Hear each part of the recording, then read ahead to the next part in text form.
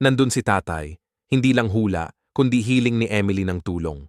Tahimik ang paligid, pero may pagdududa. May narinig na bahagyang kalabog na naging ebidensya. Nagdesisyon na maniwala at kumilos. Naka-on ang radyo. Hukayin ngayon, unahin ang kaligtasan. Mula noon, natapos ang pag-aalinlangan at naging kalaban ng oras. Isang maliit na puso ang nagbigay liwanag at nagsimula ang katarungan nang yumuko ang mga matatanda para makinig.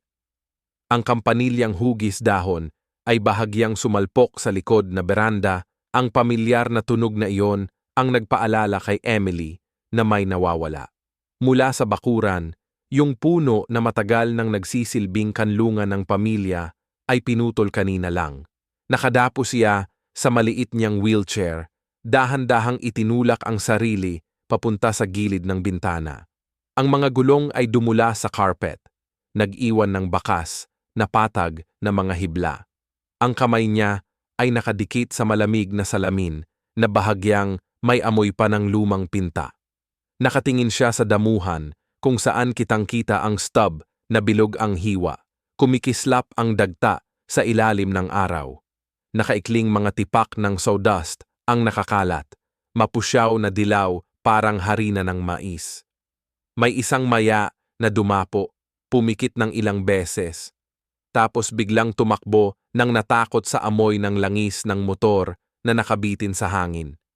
Inilagay niya ang baba sa kamay, tahimik na nakatingin sa bakanteng lugar kung saan dati nahahampas ng lilim ng tolda ang hagdan. Bumalik ang alaala ng malinaw na parang larawan. May nakatali na asul na laso ang nanay niya sa mababang sanga. Sabi niya tanda iyon para makita ng hangin ang daan pabalik sa beranda tuwing naglalaro sila ng tagu-taguan. Dumampi ang laso sa pisngi ni Emily habang itinatago niya sarili sa likod ng puno habang dahan-dahang bumibilang ang nanay niya. Pinipigil ang tawa 30. Handa ka na o hindi? Heto na ako. Amoy tuyong damo, tunog ng mga tumatakbong paa na paikot-ikot, bigla na lang tumigil lahat. Nasa tuktok ng isang hubad na tuod, parang biglang pinutol ang kwento sa kalagitnaan ng pangungusap. Sa base mismo ng tuod, may isang itim na plastic bag na nakahimlay, madilim at hindi gumagalaw. Sa una, akala niya hindi ito gumagalaw, naipit ang puso niya. Niliko ni Emily ang upuan palapit sa likod na pintuan para mas malapitan tingnan. Bawat ikot ng gulong, lumalapit ang bakuran. Sa pintuan, lumabas ng buo ang bag. Unti-unting lulubog tapos babalik ang ibabaw nito, hindi pantay. Parang taong nahihirapang huminga sa ilalim ng mabibigat na patong, pinigil niya ang hininga habang inilalapit ang tenga sa damo. May kakaibang tunog na dumaan, hindi dahon na nagdudulas, hindi rin tubo ng tubig, kundi isang pilit na hininga na may kasamang mahina na boses, halos katulad ng boses ng tatay niya sa alaala. Tatay! Lumabas ang salita ng manipis at naipit sa kanyang lalamunan. Mahigpit niyang hinawakan ang pintuan, may kaliskis ng pintura na dumikit sa kanyang palad. Nanginig ulit ang bag, tapos tumigil, at sumikip ang kanyang lalamunan. Bigla siyang umiyak. Tulong! Buong lakas niyang tinulak pasulong. Dinukot niya ang bibig sa pagitan ng pinto at tumawag ulit. Nanginginig ang boses, tatay sa tingin ko nasa ilalim siya. Biglang tumunog ang kampanilya na parang nagtutulak sa kanya na magmadali. Mula sa kaliwang gate, may narinig na kaluskos at may lumabas sa damuhan ng kapitbahay.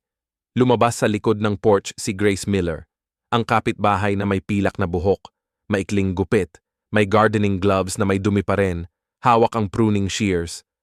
Humihingal siya dahil nagmadali pero matatag ang boses nang tanungin, "Anak, anong nangyari?" Mabilis niyang tiningnan ang tinuturo ni Emily. Palapit sa tuod kung saan tahimik na nakahintay ang itim na bag doon sa baba, narinig ko yon. Napigilang lumunok ni Emily, pilit na binigkas ang mga salita. Nasa ilalim ng puno si Papa. Napaungol si Grace sa unang tingin. Sabi niya, baka pusa lang na pumapasok sa basura. Pero maingat pa rin siyang lumakad sa basang damuhan, nagkagaspang sa mga sawdust hanggang huminto ng ilang talampakan mula sa tuod. Pinisil niya ang kanyang mga mata at iniling ang ulo para makinig habang sa kalye, dumaan ang malakas na pickup truck at mula sa kusina ng Collins sa kabilang bakod, mahigpit na nagsara ang pintuan ng salamin. Tahimik na tahimik ang bakuran at muntik na siyang sabihing nagkakamali ka nang may narinig siyang bahagyang tunog mula sa lupa.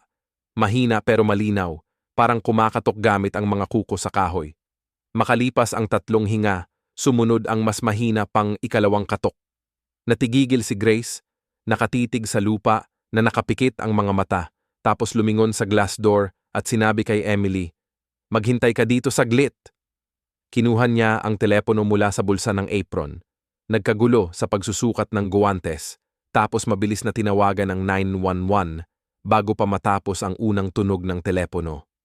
Lumapit si Emily nang malapit sa kanyang upuan, ginalaw ang susing panglock gamit ang kanyang pulso, at bumulong. Matigas ang ulo na pinapakinggan ko yung boses niya na halos pumunit na. Hindi nagdalawang isip si Grace, iniabot niya yung telepono kay Emily habang nakaluhod. Pinipisil niya yung palad niya sa damo, malapit sa tuod para mas malinaw pakinggan. "Ito ang 911, saan po kayo nandun?" Ang boses ng dispatcher na babae na lumabas sa speaker. Huminga ng malalim si Emily, nakatingin siya sa tuod, mahigpit niyang hawak ang telepono. Binanggit niya ang address, bawat salita malinaw, tapos bigla siyang nagsalita ng mabilis hanggang halos maubusan siya ng hininga. Nasa ilalim ng tuod sa likod bahay yung tatay niya. Narinig niya ang katok. "Pakiusap, bilisan mo," malumanay ang tono ng dispatcher. "Tama ang ginawa mo," sabi niya. Tapos tinanong ang pangalan ni Emily kung ligtas siya at kung may nakatatanda sa malapit. "Emily Carter ang pangalan ko, nasa loob ako ng bahay," sagot ni Emily habang tinuturo ang siwang ng pinto. "At si Mrs. Grace, kapitbahay ko, nandito siya sa bakuran ko." Itinaas ni Grace ang kamay at sumigaw, "Nandito ako!" Mahina siyang nakarinig ng katok. "Bago ang lupa, huwag niyong galawin ang kahit ano," utos ng dispatcher. "Papunta na ang team namin. Huwag mong iwan ang linya at i-report kung may pagbabago sa tunog." Dumungaw si Grace, nakaluhod sa damuhan, idinikit ang tenga sa lupa at narinig ng malinaw ang mahabang hininga na parang hangin na pinipilit dumaan sa basang tela. Mas malambot ang lupa dito kumpara sa paligid, may halong amoy ng resin at bahagyang matapang na amoy ng plastik. Pinauso niya ang baba para ipakita kay Emily ang bagong linya ng sawdust, yung dalawang makitid na guhit sa damuhan na parang may mabigat na hinihila gamit ang kariton mula sa porch hanggang sa tuod, at isang madilim na guhit ng putik bago ang tool shed kung saan nakabitin ng maluwag ang isang rubber strap. Parang biglang nagkalat ng walang humawak kahit anong bagay. Pinalapit ni Emily yung wheelchair niya sa frame, sinunod yung mga galaw ni Grace. Inilagay niya yung phone sa kandungan niya, parang speaker, hinawakan ng mahigpit yung gilid ng pinto hanggang pumuti ang mga kuko niya, at inilahad yung teddy bear niyang si Maple sa bintana parang maliit na gwardiya. Muli, nahaplos ng wind chime ng marahan, paalala na huminga ng dahan-dahan. Samantala, umiikot si Grace sa tuod, tinitingnan parang nagbabasa ng mapa, at napansin niyang nakabaliktad yung mga damo. Parang kurba ng gilid ng tabla, lumuhod siya, niyakap ang likod ng kamay niya dito, at ang tunog na umalingaw-ngaw ay kakaiba sa tunog ng matibay na lupa. Tumingin siya pataas, tumango ng matatag kay Emily. "Naririnig mo rin ba yan?" tanong ni Emily sa speaker. Nanginginig ang boses sa takot at pag-asa. "Naririnig namin," sagot ng dispatcher. "Pakiusap, manahimik kayo. Ang galing ninyo." Tumayo si Grace, hinarap si Emily sa kabilang panig ng salamin at mahinang sabi pero matatag, "Naniniwala ako sa'yo. Nandito ako." Binuksan niya ang likurang pinto ng bahagya para hadlangan ang hangin at nagsenyas ng katahimikan sa kabila ng bakod. Sinabihan si Ginoong Collins na tigilan ang paggamit ng lawnmower, agad namang sumunod si Ginoong Collins. Itinulak niya ito papasok sa garahe, kaya mas tahimik na ang bakuran kaysa dati. Nasa loob ang isa, nasa labas ang isa, nakapirmi silang dalawa at nakinig. Tahimik na nagbilang si Emily sa isip para kalmahin ang sarili. Hinawakan ni Grace ang hiwa sa tuod, inalis ang malagkit na dagta at pinunasan ang kamay sa pantalon. Napatingin siya sa tool shed kung saan pinalitan na yung kalawangin na kandado ng bago at kumikislap. Sa sahig na gawa sa ladrilyo, kitang-kita ang kalahating putik na yapak. Nagmamadaling umalis sa pagitan ng ngipin niya ay napabulong siya. Hindi ito pusa at hindi rin hangin. Sa malayo, narinig ang malinaw na iyak ng patrol car. Dumating ang boses ng dispatcher sa radyo. May mga police units na papasok sa inyong lugar. Lalapit sila sa likod bahay sa pamamagitan ng side gate. Pakiusap, huwag galawin ang eksena. Mabilis na naglakad si Grace sa gilid ng daan para buksan ang gate. Medyo nahirapan dahil sa gloves niya pero nagawa niya. Lumayo siya para makadaan. Dinikit ni Emily ang tenga sa bintana. Narinig niyang bumagal ang kotse sa harapan. Ang putok-putok ng radyo, ang yabag ng mga bota sa graba. Basa sa pawis ang palad niya dahil mahigpit niyang hinahawakan ang telepono. Gusto niyang tawagin si tatay. Kumatok ka pa ng isa para marinig nila. Pero sumikip ang lalamunan niya. Hinila na lang niya si Maple papalapit, na parang siya ang nakatalaga na magbantay. Nakatuon ang mga mata niya sa tuod habang pinipigil ang paghinga. Hininga ang hangin sa beranda, naipisil ang isang lumang laso na nakabitin sa hook, sumisipol sa salamin. Nagkislapan ang pulang at asul na ilaw sa bakod at damuhan. Lumulakas ang putok-putok ng radyo habang pumapasok ang mga pulis sa bakuran. Patuloy na nagbibilang si Emily 7. 8 at naghintay pero nanatiling tahimik ang sabsaban, hindi na kumibot ang itim na bag, tumigil ang mga kampanilya sa hangin. Sa matinding katahimikan, ang tunog na inaasahan nila ay hindi bumalik. Naiintindihan ng lahat na may isang tao sa ilalim na biglang nanghina at bawat segundo mula ngayon ay mahalaga. Nagdaan ang mga pulang at asul na ilaw sa bakod ng huminto ang patrol car sa likod ng bahay ng mga Carter. Pumasok si Officer Matthew O'Connor sa gilid na gate na binuksan ni Mrs. Grace. Kalmado ang kilos niya. Pinagmamasdan ang eksena sa beranda. Lumuhod siya para makalinya sa taas ni Emily. Saan mo narinig yon? Nang tumango siya, binuksan niya ang kanyang notebook, tinuro ang isang lugar at naghintay na huminga siya ng malalim bago ituro ang bagong putol na tuod ng puno. Biglang bumalik sa isip ni Emily ang matalim na salita ni Evelyn nung huli niyang banggit tungkol sa mga bulong sa likod bahay. Tigilan mo na yang pagpapantasya. Nanginig ang kanyang lalamunan sa takot na baka hindi siya paniwalaan ulit, kaya tumango siya ng mas mahigpit, kumakapit sa bihirang pagkakataon na maniwala sa kanya. Huminto si Matthew sa gilid ng damuhan kung saan may mga troso ng puno. Yumuka siya at sinilip ang itim na basura na nakasandal sa tuod gamit ang panghawak. Binuksan niya ito. Mga lalagyan ng pagkain, mga tisyu, ilang insekto, basura lang, panlinlang lang.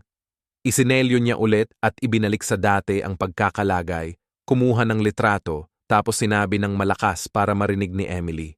Laman lang nito ay basura. Susuriin ko yung tunog ng pagkatok. Biglang umiyak si Emily. Narinig ko si tatay, nandito siya. Nanginginig ang boses niya, pinaghalong pagmamakaawa at paglaban sa takot na baliwalain siya. Diniligan ni Mrs. Grace ang balikat ni Emily. Biglang itinaas ni Matthew ang kamay para utusan ng katahimikan sa buong bakuran. Walang sino man ang tatapak sa paligid ng sawdust circle. Panatilihing eksakto ang lahat ng ayos. Tumahimik ang bakuran nang huminto ang mahina na tunog na tumitibok mula sa ilalim ng lupa. Naisip niya, kung ikaw yan, ano gagawin mo sa unang saglit na yon? Yumuko siya, tinapak ang damo gamit ang isang tuhod, at inilapit ang tenga sa gilid ng tuod. Sa ilalim ng manipis na ihip ng hangin, may narinig siyang panibagong tunog, parang nakubli sa makapal na lupa, parang hangin na nakakulong sa isang hukay. Kinuha niya ang manipis na panukat at dahan-dahang inilagay ang bawat bahagi nito. At bahagyang tinapik-tapik niya sa paligid ng putol, na bahagi na paikot-ikot. Nakikinig sa ilang puntos na may tunog na parang hungkag. Nilagyan niya ng chalk ang 2 spot, tinawag na 1 at 2, tapos mabilis niyang sinuri. Basa pa ang mga sawdust. May dalawang gasgas na tanda mula sa porch hanggang sa tuod. Nag-overlap ang mga bakas ng sapatos na pangtrabaho sa isang putol-putol na linya ng bakas ng mataas na takong malapit sa shed. Kinuhanan niya ng litrato lahat, sinukat ang lapad ng gasgas at bumalik sa porch. May butas sa ilalim. Tatawag ako ng medical rescue at forensics. Huwag muna kayong gagalaw. Unahin ang kaligtasan, ani ng radyo. Binigay ni Matthew ang hiniling na address, floodlights, generator, mga kagamitan sa sahig at humiling ng isang opisyal para alagaan ang batang saksi. Pagkatapos makumpirma, naglatag siya ng dilaw na tape sa paligid ng sawdust ring. Iniwan ang 2 pasukan para sa tech team. Tapos pinaalalahanan ang mga kapitbahay, pakiusap, tumigil sa likod ng tape, bawal mag-video malapit sa lugar. Kung may nakakita ng ilaw sa likod bahay kagabi, tandaan ang oras. Bumalik siya kay Emily na nakaluhod pa rin sa kanyang antas. Nag-sketch ng mabilis na diagram sa kanyang notebook. Kinausap mo ba yung mga unggol, kalat-kalat na tunog at paggiling kagabi? May narinig ka pa ba, Emily? Umiling siya, tapos sinabi yung bulong sa porch ilang araw na ang nakalipas at yung rubber band ni Sherlock na maluwag na, hindi tulad dati. Pinansin ni Matthew yung bagong kislap na kandado, tapos tumingin kay Mrs. Grace. Sabi niya, 2 beses na nag-on yung ilaw sa bakuran malapit sa hating gabi. Walang tugtugan, walang sigawan, isang kotse lang ang dahan-dahang dumaan sa kalye.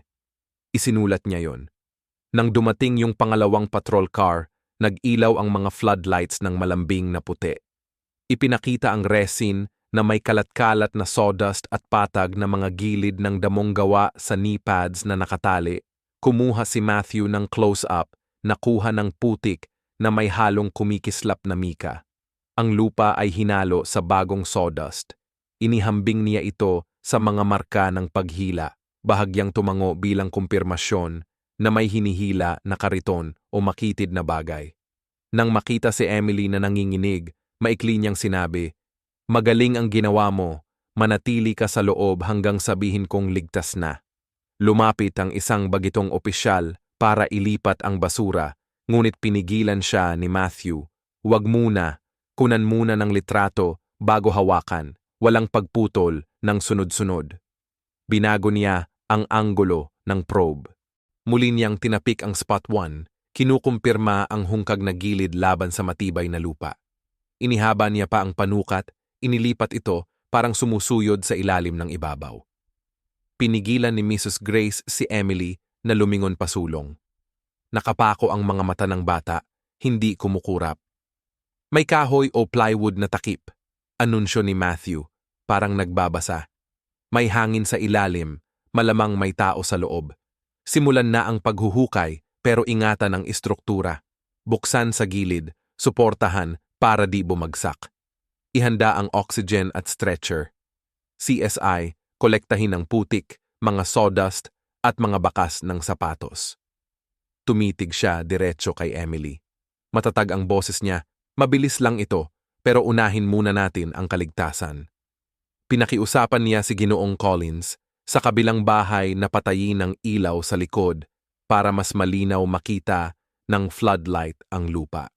Humiram siya ng extension cord mula sa isang binatilyo tapos ginamit ang loudspeaker para sabihan ang buong kanto na manahimik dahil kahit ang mahinang tunog ng makina ay pwedeng magpawala ng mahihinang signal mula sa ilalim. Nang maging tahimik na, ibinaba ni Matthew ang ulo niya ulit sa puno. Sinalubong ang tahimik ng isa pang beses, tapos ipinasok ang probe sa ikalawang lugar. Dahan-dahan niyang iniikot ang pulso, pinapadulas ang dulo sa ilalim ng lupa. Biglang may narinig na mahinang kalansing ng metal, mas malalim pa sa isang palad sa ilalim ng damo, matalim at malinaw na parang tanikala na dumudula sa plywood. Tumaas ang ulo ni Matthew at tumingin kay Emily, ang ekspresyon niya mula sa pag-iingat ay naging tiyak. Mabilis niyang in-wave ang team para kunin ang mga gamit panghukay at sinabi lang ang mahalaga, "May tao sa ilalim. Hukayin, pero dahan-dahan at maingat." Nagbigay ng senyas si Matthew. 2 opisyal ang naglatag ng tarp para malinis ang lugar at nag-set up ng floodlights sa taas para hindi magdulot ng anino sa mga ugat. Naglagay din sila ng mga panangga at kahoy na wedges. Nakahain ng maayos, sa abot kamay ang mga pala na bilog ang ulo, mga maliit na pala, at mga malalambot na brush. Lumuhod siya, ginamit ang dulo ng lapis para iguhit ang bilog sa paligid ng pangunahing ugat bilang hangganan, tapos bumalik sa beranda at nagsalita ng malakas para marinig ni Emily. Dito ako magtatrabaho, mas ligtas ka sa loob ng bahay. Maingat na inangat ang lupa, parang tinatanggal ang gilid ng carpet, tapos ang damuhan ay inirol at inilagay sa tarp para maibalik mamaya. Itinabi ang maliit na pala, tinulak ang basang lupa na halong sawdust, at nilinis ng brush ang mga ugat mula sa mga nakakapit na dumi. Sa bawat bagong layer na lumabas, kumuha ng litrato ang technician at naglog ng numero. Dinilaan ni Grace ang balikat ni Emily para mapakalma ang kanyang paghinga at tumahimik ang hanging kampanilya sa labas dahil sa utos ni Matthew na manahimik. Sa katahimikan, mahigpit na hinawakan ni Emily si Maple at bigla niyang naalala ang gabi bago iyon, sa mismong hakbang na iyon, nang yumuko si Evelyn sa antas ng tingin niya at bumulong, "Umalis si Daddy," na para bang sinasara ang lahat ng tanong. Dahil sa alaala, bumilis ang pagpikit niya at yumuko siya kay Grace. Bumulong, sabi niya umalis si Daddy. Parang sinusubukang labanan ang takot na madismiss ulit. Nahuli ni Matthew ang ilang pira-pirasong salita, iniling ang ulo at mabilis na nagsulat sa kanyang pad. Ulit-ulit ng bata, Daddy ay umalis, saka bumalik siya sa pagdidirekta ng paghuhukay. Nang malinis na ang mababaw na bilog, pinalawig niya ang panukat at nilapat muli sa dalawang markadong punto. Isang hungkag na tugon ang sumagot, mas matalim at mas malapit sa gilid. Dahan-dahan niyang tinusok sa tabi ng makapal na ugat, inangat ang maliliit na kupo ng lupa. Nang madama ng mga daliri niya ang isang patag at matigas na bagay, nilinis niya ito gamit ang malambot na brush. At may madilim na guhit sa kahoy sa gilid ng plywood na may mantsang dagta ng ugat, katabi nito ay may maliit na butas na nakabukas papunta sa damo. Isang puting plastik na tubo, kasing laki ng maliit na daliri, ang nakasuksok dito. Pinindot ni Matthew ng dalawang daliri ang bunganga ng tubo at nakaramdam ng mahinang hininga ng hangin na mas mainit kaysa lupa. May halong basa at amoy pandikit na tape. Sabi niya ng mabilis at matatag, "Air tube, hold position." Naglagay ng mga bloke ang dalawang tagapagligtas para ilock ang gilid at ipinasok ni Matthew ang manipis na crowbar sa ilalim ng kabilang dulo ng tubo. At ginamit niya ang lever ng konti para itulak pataas, ramdam ang amoy ng basa at malagkit na hangin na malakas, kaya sinalihan niya ng senyas na dahan-dahan buksan, huwag punitin ang ugat. Bumagsak ang liwanag sa makipot na hukay, mga dingding gawa sa pantakip na plywood, sahig na may nylon na may putik. May lalaking nakapikit sa gilid, gusot ang damit, mga pulso mahigpit na nakatali sa likod, gamit ang zip tie, bibig tinakpan ng silver tape. Ang kaliwang balikat niya bahagyang umaangat sa mababaw na paghinga. Malapit doon, may kalahating bote ng tubig na nakahiga, kasama ang murang energy bar na kalahating buksan, at ang kahoy na hagdan ay may marka ng malaki. Ang bahid ng putik sa bota patungo sa loob. Hindi na naghintay si Matthew ng paliwanag. Dumulas siya pababa na para bang sumisiksik sa isang mababang pasukan. Mabaho ang hangin sa loob ng basa, sariwang kahoy at pandikit. Pinrotektahan niya ang ulo ng biktima mula sa gilid, tapos pinutol ang tape ng pahaba para hindi masaktan ang balat. "Ginoong Thomas, ako si Matthew. Nandito kami. Huminga ng dahan-dahan, bubuksan ko ang daanan ng hangin mo." Itinaas niya ang baba ng lalaki, sinuri ang pulso, mahina, pero naroon pa. Bumagsak ang oxygen mask, inilagay ni Matthew ng maayos, pinaigting ang strap, at pinanood habang unti-unting tumataas ang dibdib ng pantay-pantay. Nang may bahagyang ulap sa loob ng maskara, tumango siya ng maayos. Sabi niya, "Stretcher pababa." Isang manipis na stretcher ang ibinaba gamit ang lubid. 2 lalaki ang nag-slide nito sa ilalim ng balakang at balikat. Pinutol ni Matthew ang mga tali, tiningnan ang mga pasa at pulang marka, tapos sabi niya, "Okay na." Ipinihit nila ang katawan, inayos ang leeg ng diretsyo, at sinigurong mahigpit ang mga strap.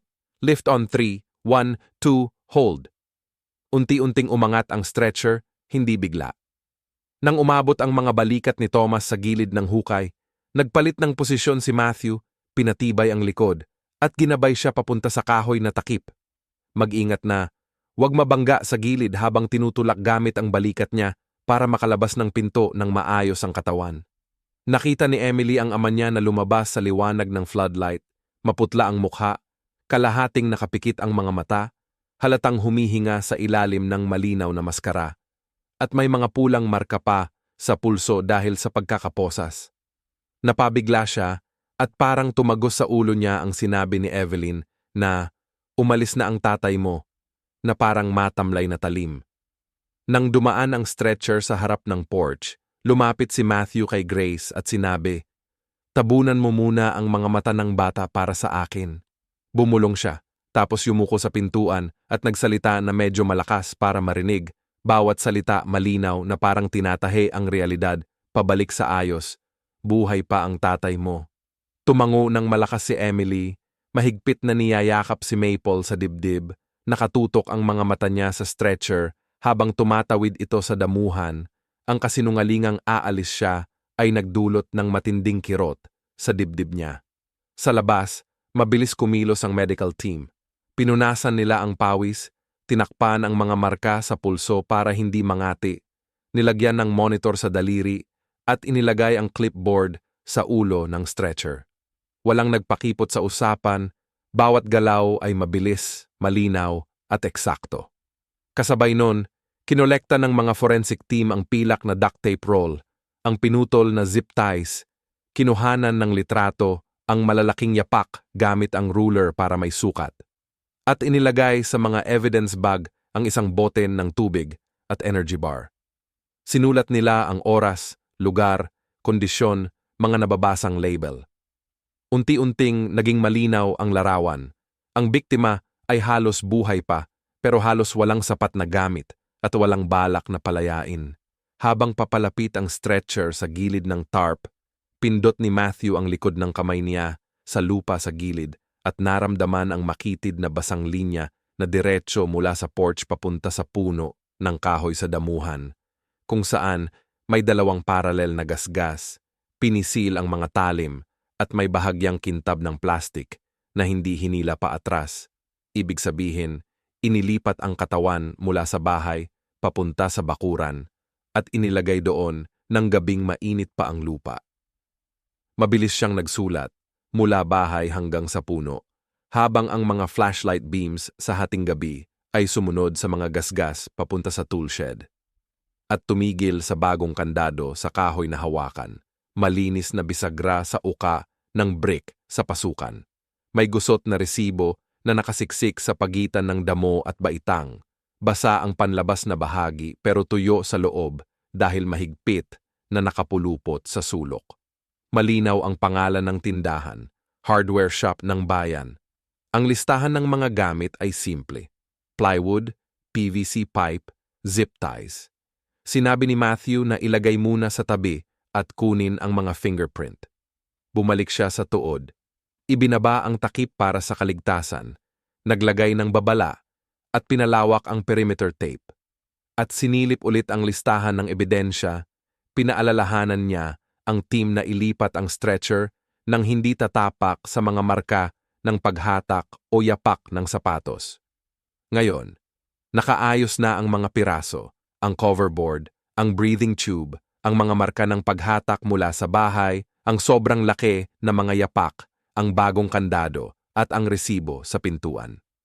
Lumingon siya papunta sa porch kung saan hawak pa rin ni Emily si Maple. Sabi niya sa investigation team, "Suriin niyo ang shed at itugma ang oras sa ilaw sa bakuran kagabi." Dahan-dahang inilipat ang stretcher sa side gate. Kumakaluskos ang kandado, hinahaplos ng hangin ang asul na laso na nakatali sa kawit. Tahimik ang likod bahay pero parang medyo gumaan ang pakiramdam. Yung lalaking nasa ilalim ng lupa na ilabas na sa liwanag. Ang damo mismo ang nagsasalaysay ng kwento ng isang gabi sa wikang madaling maintindihan ng lahat.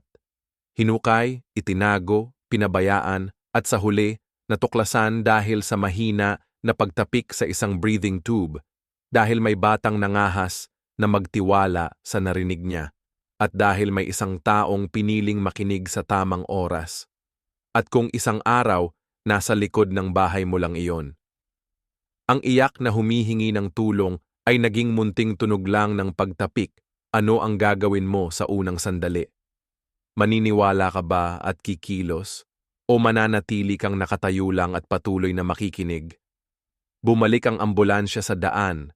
Ang pulang ilaw nito ay sumasalamin sa puting bakod bago tuluyang nawala sa paningin. Si Emily ay yumuko ng kusa para bang pilit hinahawakan ng maliit niyang kamay na mahigpit na kumakapit kay Maple.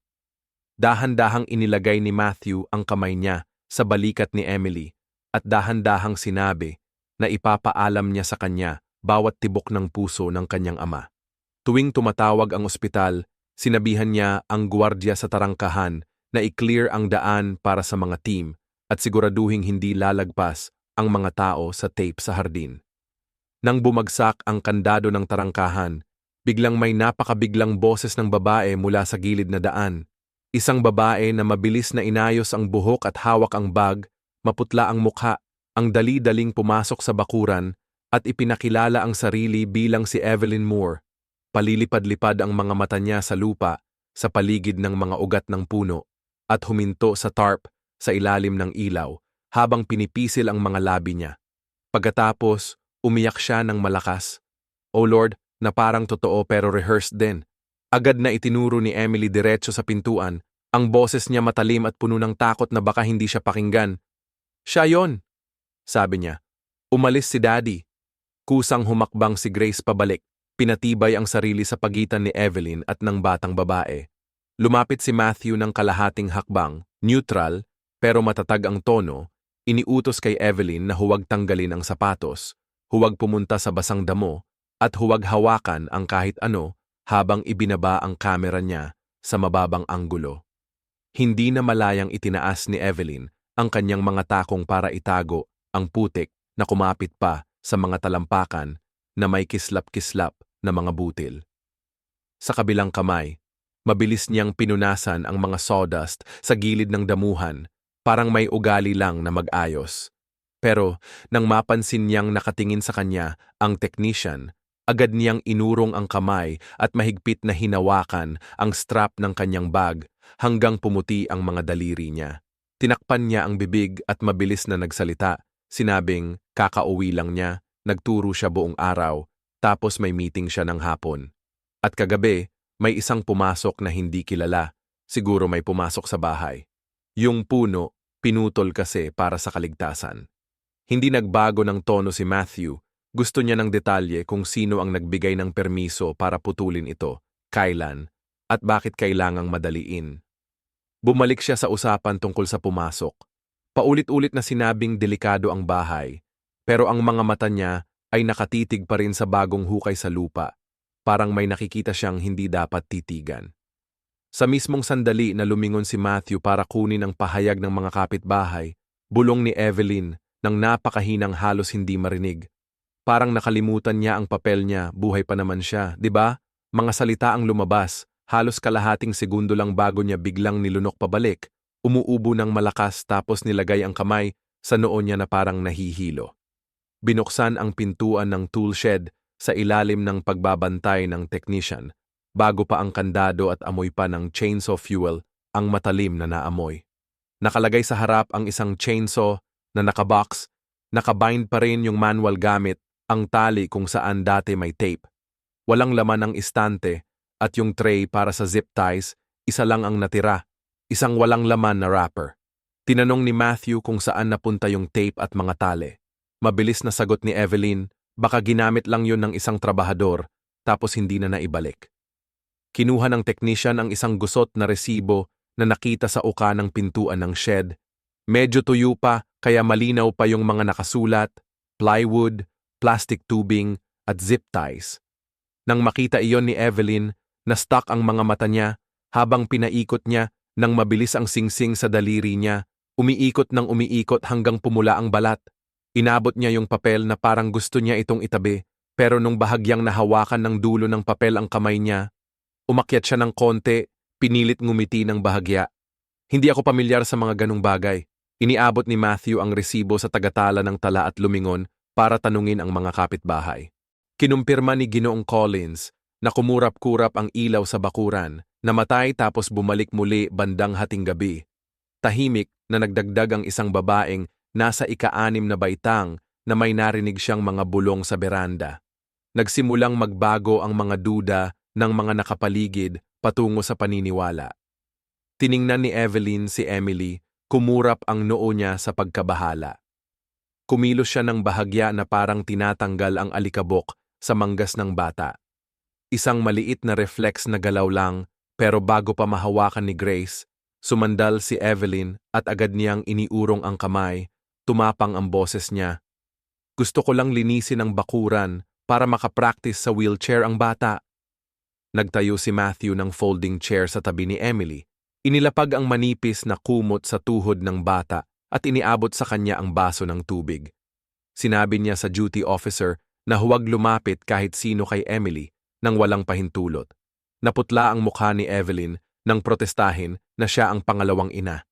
At pinutol siya agad ni Matthew, matatag ang boses. Hindi pa ngayon, crime scene ito at ligtas ang bata. Bahagyang nagngingit-ngit si Evelyn, tapos mabilis niyang hinila pababa ang manggas ng damit para takpan ang pulang gasgas sa pulso niya, parang tinatago ang bahagyang hiya na hindi niya mapigilang lumabas. Nang magsimula ang mabilis na pagtatanong, tinanong ni Matthew kung nasaan siya mula alas 8 ng gabi hanggang madaling araw. Sabi ni Evelyn, nasa bahay siya ng kaibigan niyang si Judy. Nang tanungin pa ng buong pangalan at address ni Judy, dahan-dahan siyang naghahanap sa kanyang bag at tumingala na para bang sinusubukang kunin ang isang bagay na natandaan niya mula sa shed. May isang technician na tumawag at sinabi na nawawala ang duct tape, zip ties, at isang bagong lagari na may resin pa. Tinanong ni Matthew kung nahawakan niya ba ang lagari ngayong araw. Umiling si Evelyn. Tinanong niya kung kailan pinalitan ang padlock. Sinabi niya na noong nakaraang linggo. Nagsignal siya para itala ang oras at diretsyong sinabi na kailangan niyang hanapin ang resibo at isumite ito. Sa sandaling iyon, may bahagyang pagod na dumaan sa mukha ni Evelyn. Bahagyang bumagsak ang balikat niya ng kalahating pulgada at humina ang boses niya nang maipit niyang sabihin kalahati ng pangungusap. Kung pumirma siya ay hindi iyon. Nginitil niya ang kanyang labi, nilunok ang natitira at pilit nang ngumiti ng mahina para itago ang sarili niya. Ibig kong sabihin, napirmahan ang mga papeles para sa pagkukumpuni sa bakuran, anunsyo ni Matthew. Sabi niya, kukunin nila ang mga sample ng lupa mula sa talampakan ng mga sapatos ni Evelyn para ikumpara sa mga nasa basement. Kinunan ng litrato ng technician ang bawat anggulo, inilagay ang mga sapatos sa paper bag at iniabot sa kanya ang pansamantalang tsinelas. Nakatayo si Evelyn nang hindi matatag sa kakaibang sapatos na iyon. Medyo hindi komportable ang lakad niya, bahagyang yumuko siya kay Emily at napabulong, "Mahal, gusto ko lang naman," pero naharang siya ni Grace ng todo at maikli ang sabi, "Hindi ito ang lugar." Tumingin si Evelyn sa lupa, pinisil ang labi, tapos lumingon, malalim ang hininga na parang pinipigilan ang pakiramdam ng pagkahilo. Dahan-dahang nilibot ni Matthew ang damuhan, tinitingnan ang dalawang guhit na magkatabi mula sa hagdan hanggang sa puno ng troso. Tumigil siya sa parte na pinipisil ang damo at may kinangpa ang dagta. Sinubukan niyang alamin kung gaano kalalim ang lupa. Sa dulo ng kanyang panulat, sinabi niya sa kanyang grupo na doon inilagay ang tao noong nakaraang gabi at pinili ang bagong putol na puno para tabunan ang tunog at tanawin na ito ay sinadya. Mabagal na nagsalita ang matandang kapitbahay. Sabi niya, nang sumigaw si Emily, akala niya'y nananaginip lang siya. Ngayon, tiningnan niya ang babae at tumango na parang humihingi ng paumanhin. Narinig ito ni Evelyn at bumagsak ang kanyang mga balikat ng kaunti pa. Pumikit siya sa tarangkahan saglit, parang pinag-iisipan kung tatakas o mananatili, tapos ay inayos niya ang sarili at muling nilagay niya ang maskara ng pagkabahala sa kanyang mukha. Nag-vibrate ang telepono ni Matthew, isang coordinator ng ospital ang nag-report na nailipat na si Thomas sa monitoring room. Mahina pa rin ang kondisyon niya. Kailangan ng doktor ng tansya kung gaano na siya katagal na confine para matukoy ang oxygen deprivation. Sumagot si Matthew na ipapasa niya agad ang timeline, tapos bumalik siya sa grupo sa likod ng tape at sinabi na kailangan nilang eksaktong oras kung kailan sumindi ang ilaw, kailan narinig ang mga bulong, pagdaan ng mga sasakyan, at pagdating at pag-alis ng mga trabahador dahil bawat detalye ay mahalaga. Paulit-ulit na sinabi ni Evelyn na wala siyang alam, pero halos hindi marinig ang salitang alam. Hindi siya tinitigan ni Matthew.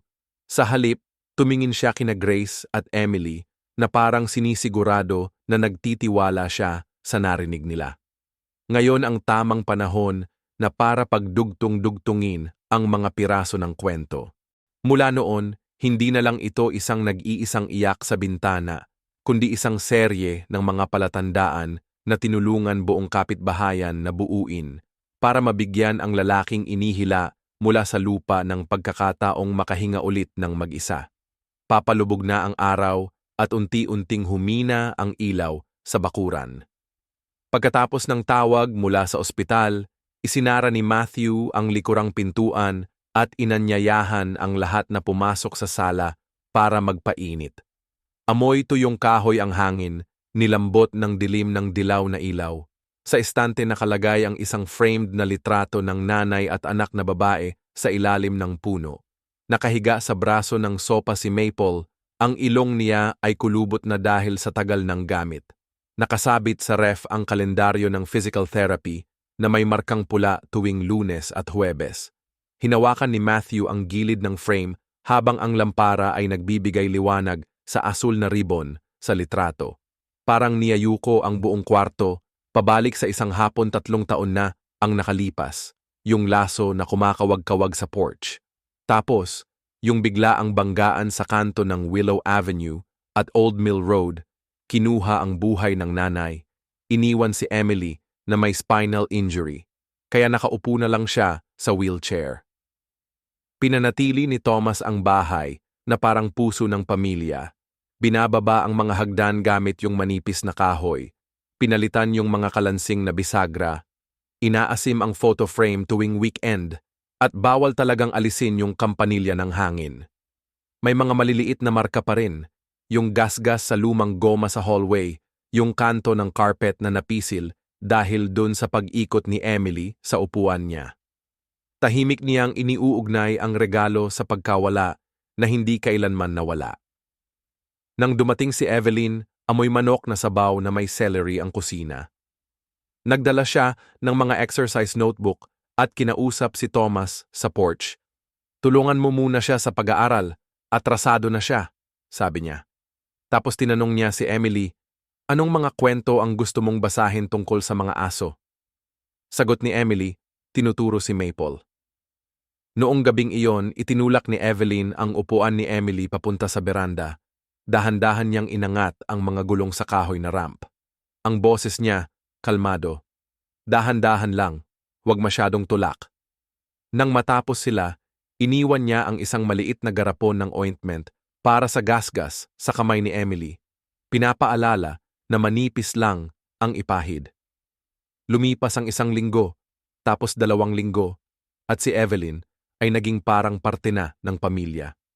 Maayos niyang inilalagay ang sapatos sa banig sa pintuan, isinasabit ang kanyang Amerikana sa hook na may label na guest. At kapag late si Thomas sa bahay, naghahanda siya ng tray ng hapunan na nakalaan para sa kanya. Pinaalalahanan si Emily tungkol sa gamot niya at pinatay ang kalan isang tahimik na gabi. Mahinang sabi ni Thomas, kapiling ang isang tao na ganito, nakakaramdam ako ng kapayapaan. Ang unang pagkakataon na tinawag niya si Evelyn na pangalawang ina sa harap ni Emily ay noong Pasko, sa tabi ng maliit na puno sa bintana. Pagkatapos ng kasal, naging tambakan ng mga bayarin at ledger ang hapagkainan. Hawak ni Evelyn ang mga susi ng cabinet at ang tumpok ng mga grocery card. Sinabi niya kay Thomas, hayaan mo akong ayusin ito para hindi magulo. Sa mesa ay may isang pakete ng mga papel na pinagsama gamit ang clip. Mga notes na nakasulat na ayusin ang bubong ng porch, palitan ang tubo, pansamantalang paglilipat para mas madaling asikasuhin ang papeles. Sa itaas na sulok, may nakasulat na authorization gamit ang lapis. Hindi nilagdaan ang dokumento, tiniklop ng kalahati at inilagay sa drawer sa ilalim ng tray ng mga kubyertos. Tuwing binubuksan ni Thomas ang drawer para kumuha ng kutsara, nakikita niya ang gilid ng papel na iyon, sa kanya ito isinasara ulit at nararamdaman niyang parang nakabara sa lalamunan niya ang mga salitang aayusin na lang natin mamaya. Sa telepono, may kalendaryo na nakadikit sa ref na may linya at nakasulat na Bank Appointment 2:30 p.m. at pinalibutan ito ni Evelyn gamit ang marker. Sa likod bahay, may marka na pulang pintura sa puno ng luma na ginawa ng isang trabahador. May nakasulat na putulin agad para magbakante ng espasyo. Late na ng gabi nung isang araw, bago sila nagsimulang humukay ng hukay, nagising si Emily na uhaw. Pagdating niya sa kusina, tumigil siya sa likod pintuan. Bahagyang kumalampag ang kampanilya ng hangin, kahit na tahimik ang paligid, paulit-ulit na tumunog ng 3 beses. Sa kabilang side ng salamin, may aninong papunta sa tool shed. Isang boses na mahina, na parang hininga ang bumulong. Dali na. Tapos tahimik na. Mahigpit na niyakap ni Emily si Maple sa dibdib niya. Naupo siyang natutok ang pansin habang naririnig ang mahinang tiktilaok ng kandado sa pintuan ng kubo. Parang may nag-check ng lock. Kinabukasan sa harap ng porch, may bakas ng putik na hugis paa kahit wala siyang pangalan para doon. Tapos, tumayo si Matthew sa sala, pinagmamasdan ang litrato ng kasal na nakalagay sa gilid ng estante. Si Thomas naka-gray na suit, si Emily may asul na ribbon sa buhok, si Evelyn nakangiti ng bahagya. Inilapag niya ulit ang frame sa dating anggulo, tapos binuksan ang maliit na kwaderno. Tinitingnan ni Matthew ang mga petsa sa loob, inihahambing sa email tungkol sa transfer para sa mortgage repairs. Kasama ang appointment sa bangko at yung nagmamadaling draft authorization na nakatago sa drawer, ayos naman ang mga petsa, halos pareho ng panahon nang nagsimulang kontrolin ni Evelyn ang pera. Sa gilid ng isang pahina, may sulat si Thomas gamit ang lapis. Bilang ng bahay ay pag-aari ni Emily. Mula sa mga palatandaan na iyon, malinaw na pinilit si Thomas na pumirma ng bakod. Dagdag pa ni Grace, habang hindi inaalis ang kamay niya sa balikat ni Emily. Nang hapon na umalis si Thomas para sa kanyang business trip, tinawagan ni Evelyn nang maaga ang tagaputol ng puno at sinabi sa kanya, linisin ang bakuran para makalaro sa araw yung maliit na babae. Akala ko para sa ikabubuti ni Emily, kaya hindi ko na tinanong. Tumingin siya sa tuod, paunti-unting kumukurap. Dinala ko pa nga yung isang tapayan ng tubig para sa trabahador. Ang lagari niyang gamit, medyo kakaiba sa akin, bagong-bago, makintab pa, perpekto ang pintura. Pinisil niya ang labi niya. Noon, iniisip ng lahat na sobra lang siya mag-alaga kay Emily. Tumango si Ginoong Collins mula sa bahay sa tabi. Pinuri ko pa siya, sabi ko, ayos ang ayos niya sa bakuran. May ilan pa na yumuko ang ulo. Ang tsismis na dati kumakalat sa buong kanto, na wala na parang hinihigop ng hangin. Nakikinig si Emily habang mahigpit na hawak si Maple sa kanyang mga tuhod. Hinihimas ang hinlalaki sa punit-punit na tahi sa ilalim ng ilong ng oso. Dinilaan niya ang noo sa tenga nito at huminga ng mahina. Lumuhod si Matthew sa taas niya, inilagay ang isang baso ng tubig sa bintanang pangpang at dahan-dahang nagsalita na para lang sa kanya. Simula ngayon, wala nang dapat ikatakot ka muli. Naririnig mo ba ako? Tumango si Emily. Nakatuon ang mga mata sa baso ng tubig para hindi matulo ang kanyang luha. Hinihila ni Grace ang manipis na kumot hanggang tuhod niya at niyayakap ng bahagya ng kanyang kupas na kamay. Sa loob ng tool shed, pinagmamasdan ng technician ang tambak ng mga resibo na nakita sa labas ng side door. Plywood, plastic tubing, zip ties na binili lang noong nakaraang linggo.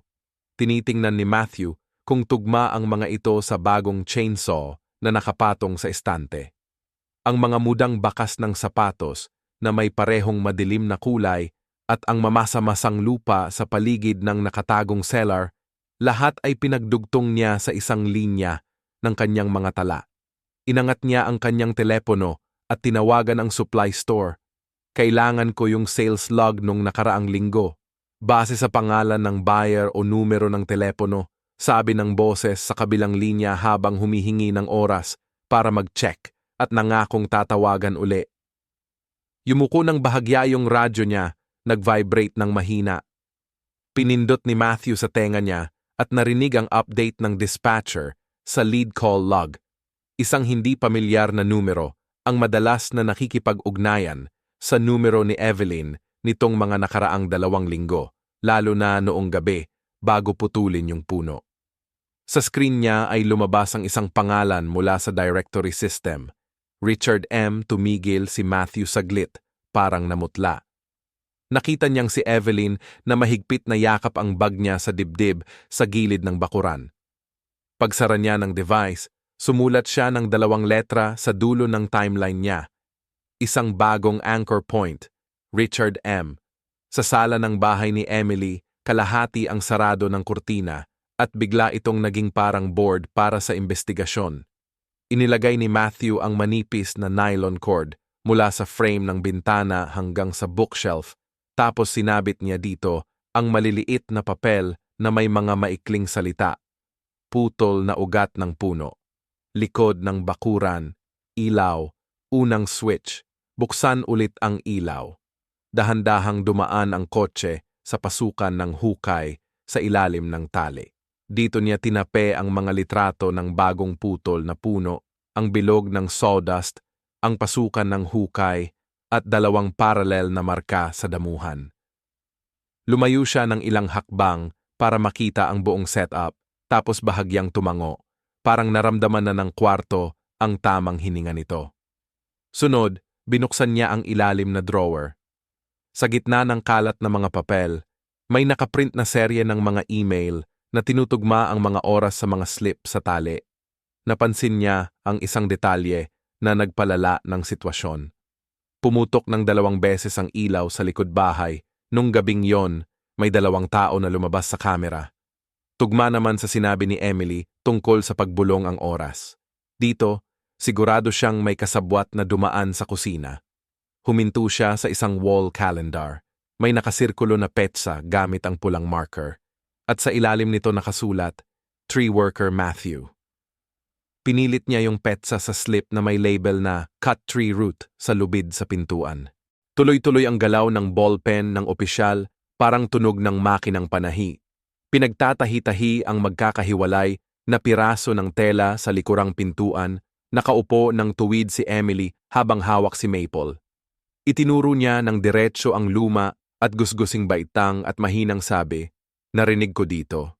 May isang bumulong, narinig ko yung mga salita. Hintayin mo hanggang matapos ang ugat ng puno." Tapos, nanahimik. Pagkatapos niyang magsalita, hindi niya namalayan na niyakap niya nang mahigpit si Maple sa dibdib. Ganun din noong gabing iyon. Isinulat ni Matthew ang kanyang sinabi, salita sa salita, nilagyan ng linya, ang pariralang ugat ng puno ay tapos na, at ginamitan ng paperclip ang isa pang papel na may label na bulong, tapos inilagay sa lubid. Sa ilalim mismo ng litrato ng hakbang, may isang technician na nagdala ng 2 plastic na tray at inilagay sa coffee table. Sa isang tray, may putik na kiniskis mula sa talampakan ng sapatos ni Evelyn. Sa kabila naman ay lupa na galing diretso sa hatch. Suot ni Matthew ang gloves, kinuha niya ng konti mula sa bawat tray at inilagay ito magkatabi sa isang itim na salaming plato. Binuksan niya ang handheld na ilaw at inusisa gamit ang magnifying lens. Parehong-pareho ang kulay ng madilim na kayumangging lupa, isang pinong sandy clay na may kislap-kislap na mica particles. Halos pareho rin ang moisture level. Sabi niya ng medyo malakas para marinig ng grupo. Preliminary observation, tugma ang mga properties, naghihintay pa ng kumpirmasyon mula sa lab. Nang matapos siya, pinaikot niya ang manipis na tali na nagdugtong sa label ng sapatos at sa litrato ng pasukan ng hatch. Pinagdugtong ang dalawang dulo ng iisang kwento. Pagkatapos, ikumpara ang mga sample, tumawid si Matthew papunta sa bahay ni Mr. Collins para humingi ng footage mula sa doorbell camera. Sa itim-puting screen, lumitaw ang gilid ng likod bahay ng mga Carter. Una, madilim lang sa gilid ng bakod. Biglang lumiwanag yung bakuran na parang may nag-switch on ng ilaw. Mga 20 minuto pagkatapos, namatay yung ilaw, tapos hindi nagtagal, bumalik naman yung ilaw sa pangalawang switch. Nang pinabagal yung footage, nakita ng side camera yung dalawang tao na naglalakad, hawak-hawak sa magkabilang dulo ng isang mahaba at mabigat na bagay, dahan-dahang naglalakad na medyo nakayuko. Tinanong ni Matthew na i-pause yung video nung may isa sa kanila na bahagyang yumuko para ibaba yung dala nila, tapos mabilis siyang nagsulat sa notebook niya. Dalawang tao na nagdadala ng mabigat na bagay. Kumagat ng dila si Mr. Collins at muntik na niyang magreklamo sa sarili, akala niya naglalakad lang sila sa bakuran sa gabi sa katahimikan ng gabi. Pero bigla na lang nagbukas ulit ang ilaw sa likod ng bahay at may dalawang tao na dumaan na may bit-bit na mabigat. Tatawagan mo ba agad ang pulis para i-report o titigil ka na lang at titingnan ng maigi para maalala ang bawat detalye? Sa likod ng garahe, huminto si Matthew sa harap ng kotse ni Evelyn at mahinahong tanong niya, "Pwede bang buksan ang trunk para ma-check?" Sandaling tumigil si Evelyn bago pindutin ang button. Biglang bumukas ang trunk, sumingaw ang amoy ng gasolina at bagong kahoy. Nasa carpet yung kalat-kalat na maputlang sawdust. Sa isang sulok may pares ng rubber gloves na may putik at nakasiksik sa plastic slot yung sikip na nakaroling resibo. Ginamit ni Matthew ang tweezers para hilahin ito at binuksan ng konti para mabasa ng malinaw. Nakalista doon ang plywood, plastic tubing at zip ties, pati na rin ang petsa ng pagbili noong nakaraang linggo. Tumango siya sa technician para kunan ng litrato, lagyan ng label, at ilagay sa evidence bag. Wala ni isang tao ang nagsalita ng sobra. Samantala, nakatayo si Grace sa tabi ng bakod at inulit ang kanyang kwento mula sa alaala, sunod-sunod ang pagkakasunod-sunod ng mga pangyayari. Sabi niya, may isang kulay abo na pick-up truck na walang logo na huminto sa harap ng gate. Hindi nagtagal, isang lalaki na naka-baseball cap ang sukat sa paligid ng puno habang may isa pang humila ng kable ng kuryente sa tabi ng porch. Mga 20 minuto ang lumipas, biglang umandar ang lagari sa unang pagkakataon. Halos 40 minuto pagkatapos noon, tumahimik ang makina. Ilang minuto pa ang lumipas, narinig niya ang kaluskos ng mabigat na bagay. Hinalughog siya papunta sa tool shed agad, pagkatapos umalis ng gray na truck. Habang wala si Thomas sa bahay, nakatayo si Evelyn sa pintuan ng shed, nagpapakita ng galaw na dapat itapyas ng pantay sa lupa. Nang marating niya tong parte, dagdag pa ni Grace, na-text ko yung asawa ko na sobrang lakas ng ingay, dapat nandun pa rin yung message sa phone niya. Nagpasalamat si Matthew sa kanya, tapos nagkabit ng bagong markers sa evidence line. Iniuugnay ito sa mga larawan ng puno na tinapyas at sa posisyon ng tool shed gamit yung mga piraso. Ang larawan ng hapon na iyon ay naging malinaw na malinaw para kay Matthew na masundan niya ang bawat galaw sa eksena. Lumipat si Matthew sa data, tinawagan ang telecom unit at humiling ng listahan ng mga tawag na may kaugnayan. Mabilis ang naging resulta, may isang hindi pamilyar na numero na palaging nakikipag-ugnayan sa telepono ni Evelyn nitong nakaraang 2 linggo, lalo na sa gabing pinutol ang troso. Sa kanyang screen lumabas ang nakarehistrong pangalan, Richard M. Isinulat ni Matthew ang mga inisyal na RM sa isang maliit na papel. at pinapin niya ito sa tabi ng mga tag na may label na material receipt at light switch. Ang mga connecting lines ngayon ay masikip na parang sapot ng gagamba. Dahil kailangan ng ospital ng estimate kung gaano katagal nawala ang oxygen kay Thomas, nagdesisyon si Matthew na dalhin si Evelyn sa istasyon para sa opisyal na pahayag. Bago umalis, iniutos niya sa isang babaeng pulis na manatili, kasama sina Emily at Grace, buksan ang isa pang mainit na lampara, ilagay ang manipis na kumot sa upuan, at ilapit ang isang baso ng tubig sa abot ni Emily. Maikli lang ang kanyang sinabi, magtatagal lang kami saglit. Kung kailangan mo ng kahit ano, tawagin mo lang ako. Tumango si Emily, nakafocus pa rin ang mga mata niya sa timeline na parang puzzle na unti-unting nagkakaayos. Maliit lang yung kwarto sa istasyon para sa interogasyon, may tamang-tamang liwanag. Maingat na inilagay ni Matthew yung recorder, binuksan ang notebook, at diretso sa mga pangunahing tanong. Bakit ginawa yung paggupit ng maaga? Sino ang may hawak ng susi ng shed? Sino-sino ang pumapasok at lumalabas sa bakuran? Saan siya nanggaling noong gabi? At sino ang pwedeng magpatunay nito? Paulit-ulit sumagot si Evelyn. Minsan napuputol pa sa kalagitnaan ng pangungusap. Parang naghihintay ng utos, hindi pinindot ni Matthew. Paulit-ulit lang na sinabing, pakisagot ayon sa alaala mo. Habang unti-unting huminahon ang paligid, biglang nag-vibrate ang phone ni Evelyn. Ginulat siya, kinuha niya agad ang bag niya, at sandaling nagpakita ang screen bago niya ito na-off. Malinaw na lumabas ang pangalan, Richard M. Hindi na nagsalita si Matthew, tinap niya lang ang recorder para markahan ang oras, tapos nagsulat ng maikling linya sa kanyang notebook. Sa kabila ng salamin, tahimik pa rin ang hallway, pero dito sa pagitan ng maliit na mesa at puting ilaw, biglang nagliwanag yung huling koneksyon, parang may bitak na biglang bumukas sa bahay, na akala ng lahat ay tahimik lang.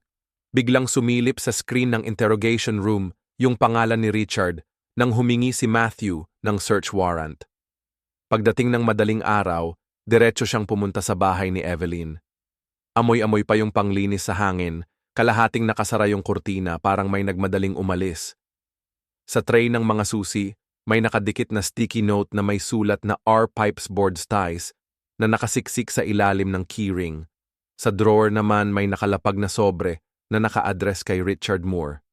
Kasama ang utang na papel na pirmado ni RM, nakaayos ang mga gamit na parang malinaw na bakas na walang duda kung sino ang susunod na target sa lumber yard. Habang may hamog pa sa mga tabla, tinanong ni Matthew ang manager na ipaalam sa kanya kapag dumaan si Richard sa gate. Habang naghihintay, pinakita ng surveillance camera ng tindahan ang isang lalaki na naka-baseball cap na nagtutulak ng kariton na puno ng PVC pipes, plywood at zip ties. Katabi niya ay isang babae na nakamalapad na sombrero na nagtuturo sa gilid ng mga tabla. Ang kaparehong resibo ay direktang nakapin sa kaso. Nakita sa file ni Richard sa inuupang kwarto ang isang pares ng boots na puno ng putik at isang piraso ng mika na tugma sa mga sample ng lupa mula sa likod bahay ng mga Carter.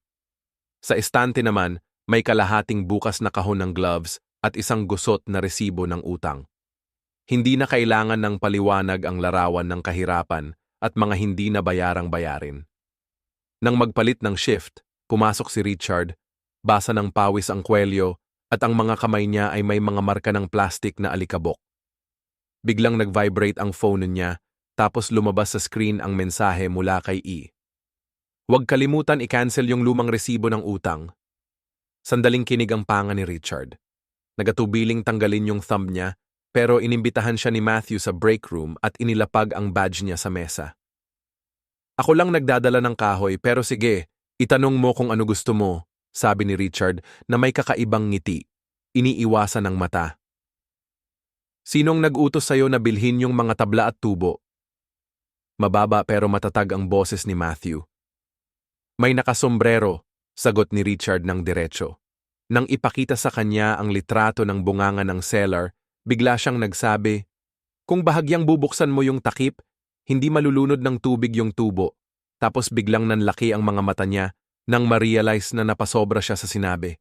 Hindi nakipagtalo si Matthew, sa halip pinatugtog niya ang recording ng 911 at pinatunog ang nanginginig na boses ng babae sa makipot na silid. Nasa baba si tatay ko, sabi niya. Ang naririnig hindi lang tensyon sa kaso, kundi isang simpleng mensahe, huwag maliitin ang tinig ng bata. Nagsisimula ang hustisya sa tamang pakikinig at tamang aksyon. Isang tawag, isang pagtango ng pagtitiwala, isang kapitbahay na tumutulong. Yan ang mga maliliit na bagay na nagpapatatag ng pamilya.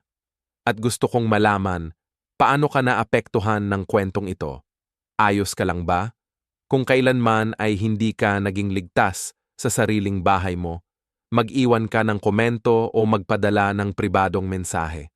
Para makahanap tayo ng ligtas na solusyon nang magkasama, binabasa ko bawat salita at palaging nirerespeto ang iyong privacy. Salamat sa pagtitiis hanggat dulo. Kung sa tingin mo'y mahalagang ipakalat ang mensaheng ito, paki-share para mas maraming tao ang makaalam ang pakikinig sa mga bata ay hindi kailanman sobra at kung saan may malasakit, doon hindi uusbong ang kasamaan.